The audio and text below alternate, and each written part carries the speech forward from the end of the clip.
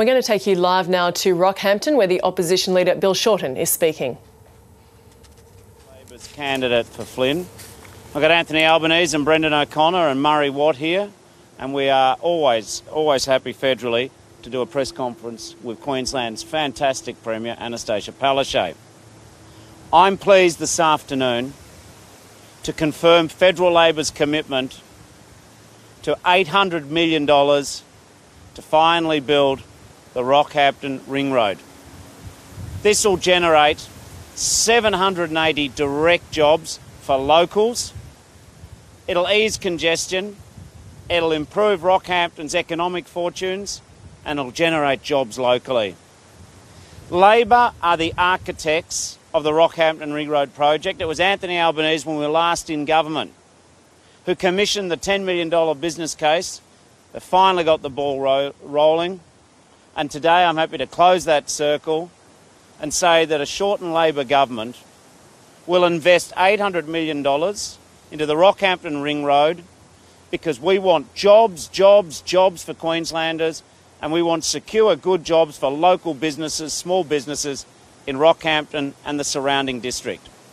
It's now my privilege to pass over to Premier Anastasia Palaszczuk, and then Anthony Albanese, our Shadow Minister for Infrastructure, is going to talk about disturbing developments and revelations that the coalition government in Canberra are proposing a cut of $700 million to the Bruce Highway construction funds. Anastasia. Thanks, Bill, and it's lovely to join Bill here in Rockhampton. And of course, you know, Bill's a great friend to Queensland, and what I like to see is when Bill comes to Queensland, he makes commitments that are fundamentally about long-term secure jobs. Over 700 jobs with the Rocky Ring Road, and today I'm pleased to announce that my government will invest $200 million to make sure that this becomes a reality.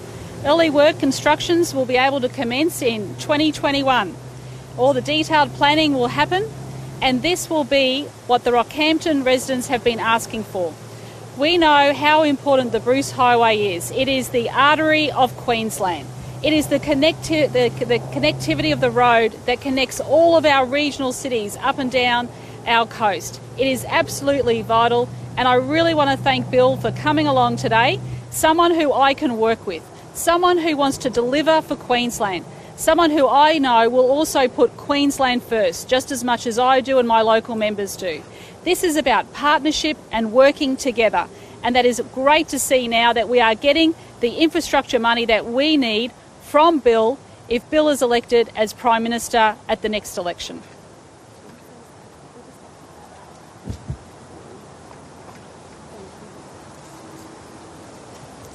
Well, thanks very much. It is great to be here with Bill Shorten, the Labor leader, and Anastasia, the Queensland Premier, and our local candidates, Russell and Zach, here today for this fantastic announcement.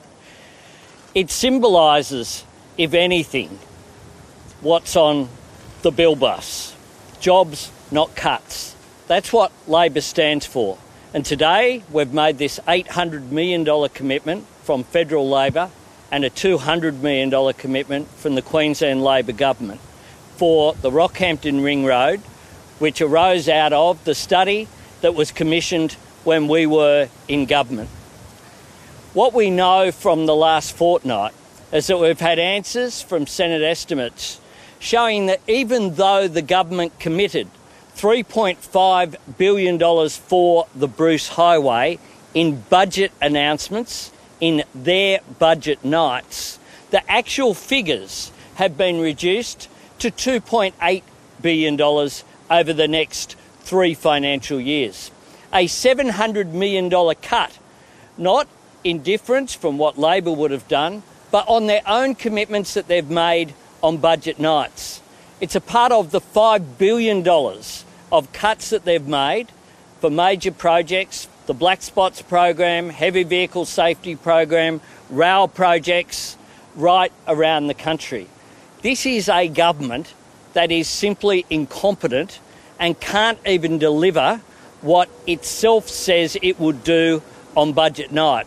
So one of the things that people should be wary of, if Scott Morrison gets to budget on April the 2nd, is to be wary, because if you look at their record, they haven't been able to deliver on what they said they would do.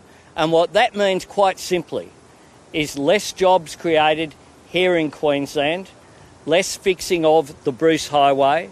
When you look at when we were last in government, we commenced construction on the Mackay Ring Road, the Cairns Southern approaches, Koroy to Curra, the work around Gladstone. We did all of this work right up and down the Bruce Highway, and I look forward, as a minister in a Bill Shorten Labor government, to working with the Queensland Labor government on delivering yet again. Thanks, Anthony and Premier and Robbo. There are questions. In the Rockhampton Morning Bulletin today, Russell Robertson was quoted saying he would support building more thermal coal-fired power plants. Do you support the same thing? You guys see why? Well, there's two issues there. First of all, let's talk about my candidate, Russell Robertson. He's a coal miner. He's a third-generation coal miner. His father was a coal miner. His grandfather was a coal miner. Russell has worked in just about every town right across the Capricornia electorate. The Capricornia electorate is 91,000 square kilometres. He's a coal miner. This is one thing which the coalition get confused when they talk about mining. Gina Reinhardt is a mine owner. BHP are mine owners. Russell Robertson is actually a miner, and we are the party of working people. And now let me talk about coal. Coal will have a future in Australia. It must. And anyone who says there's no future for coal is kidding themselves and kidding the Australian people. I want to put on the record the resources industry, not just coal, but indeed LNG and hard rock metalliferous mining has been part of what good news there is in the Australian economy at the moment, with their exports particularly into North Asia. So we are going to keep exporting coal, and that's just a fact. And no matter of people saying otherwise is not going to change that. We're still going to use coal in our energy mix. It's got to stack up. It's got to stack up legally, it's got to stack up environmentally, it's got to stack up commercially. I'm not in the business of picking winners in the coal industry, but what I won't do is be deterred from investing in renewable energy as well. Climate change is real. The threat to the reef is real. And a Labor government I lead is going to modernise our economy, diversify our economy, and we're heading to 50% renewables under a government that I lead by 2030. Any other questions? Announced an independent panel will assess the Darling River fish kill. Are you happy with this announcement? What do you make? The government's announced to get an independent set of scientists to tell us what's happening with the terrible fish kills in New South Wales. That's a good idea. We thought of it already. I wrote to the Prime Minister 2 weeks ago.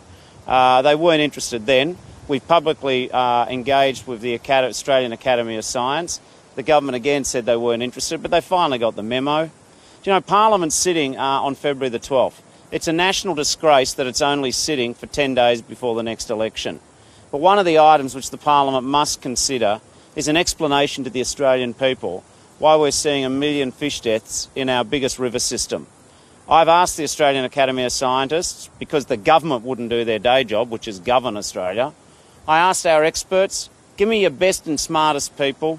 Whatever you report to us, we will make public in the Parliament. I'm happy for the government to be part of our process because people deserve the facts. The death of fish is not a Liberal issue or a Labor issue. It's a national issue. And I want to get the smartest people in. Mr. Shorten, do you commit to the same Cook anniversary funding that the government has confirmed this morning with the Prime Minister's visit to Cooktown if you were in government after May? I came to Queensland to announce tens of thousands of jobs, a brand new industry, the hydrogen industry. Mr Morrison has come to Queensland to get his historical facts wrong. Captain Cook landed on the east coast. I get that, we acknowledge that. Cooktown and 1770 and Agnes Water are having local commemorations of it. But I tell you what, I've travelled all over Queensland in the nearly 6 years I've been opposition leader. I've held many town hall meetings. I've literally spoken to tens of thousands of Queenslanders. No one's told me they want a replica boat to cruise around Australia. What they've told me is they want better hospitals and better schools. They want wages to start moving again. They want to reform labour hire.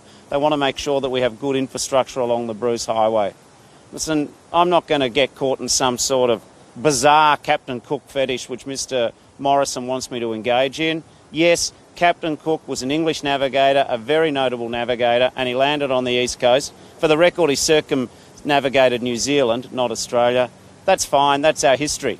But I'm not obsessed about our history. I'm obsessed about our future. I want to make sure that if we've got scarce taxpayer dollars, I make sure that your parents can get into aged care if they need it, that Australians' kids get a quality education and get an apprenticeship. I want to make sure that you can drive up and down the Bruce Highway safely. That is why I have to say, with no small amount of pride, with Russell Robertson as our flag bearer candidate here, working with a remarkable state government, the Labor Party is the party of Capricornia and Rockhampton. Our announcement today of $800 million, of $176 million for the Rookwood Weir, it comes upon the top of our announcement to build a dual laneway, start the work of a dual laneway between Rockhampton and Yeppoon. It comes on top of our $25 million commitment to build a levee so that parts of Rockhampton don't get the dreadful inundation they had previously. It comes on top of our announcement of $7.2 million for a new cardiac unit at the Rockhampton Hospital. I'm more obsessed about sick people in Rockhampton getting the cardiac health they need rather than a boat trip around Australia, but that's Mr Morrison's priorities and I'm not buying into it. Mr Shorten, one other, your colleague Anthony Albanese just referred to if the government makes the April 2nd budget. Do you seriously think there is any doubt that the government will survive the April 2nd, Mr Albanese seems to? And if so, what's going to happen in the 1.5 sitting weeks of Parliament that we do have between now? Tim, if every other Australian did as little work as the Morrison government, they'd lose their job. It is a national disgrace that this government is only sitting for a total of 10 days before the election. Parliament is a fundamental part of the Australian democracy. A government who can't govern Parliament is not in government. The fact that this government is trying to make Parliament irrelevant shows that they're not wanting to face accountability. It shows that they've run out of puff as a government. We don't even know who's going to turn up in the Liberal Party at the next parliamentary sitting. They're moving on, they're working out their post-parliamentary plans. This is a government, unstable, divided, focused on themselves. But I want to reassure Australians that whenever this election's held, be it in March, be it in April, or be it by May the 18th, the Labor Party's ready. We've worked for 6 years, we're stable, we're united, we're in touch with the issues that people want, and we're going to build the Rockhampton Ring Road, which has been dragged on far too long. Thanks, everybody. Fun for the Premier then. Opposition leader Bill Shorten in Rockhampton there is assuring voters that coal still has a future in Australia after he today announced a $1 billion investment from the Clean Energy Finance Corporation. Let's have a listen again to the Queensland Premier. Will they be paid this I don't know, I'll find out for you. Okay, anything else? Did you have a chance to travel on the road here to Rockhampton? Yes, I did. And how does it find it? Yeah, good. There's a lot of work happening and that's what I expect to be happening right across our state. So, yep, we travelled up after we turned the sod on the brand new Calliope High School. I travelled up here by road. Yeah, so there's been a lot of complaints with that road and Yep. people with tip windstreams, I guess.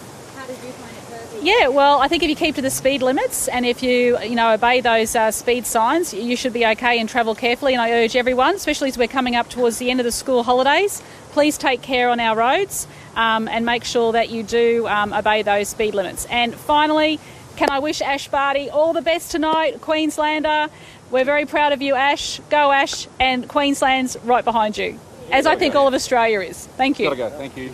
The Queensland Premier Anastasia Palaszczuk there, obviously a big fan of Ash Barty, as most of Australia is. Now, she was welcoming the announcement from Bill Shorten, the opposition leader, who was there in Rockhampton to put $800 million towards the Ring Road project there if he's elected. And now we also heard from the Premier to say that she would commit $200 million from the Queensland government to that local project to start in 2021. Well, the opposition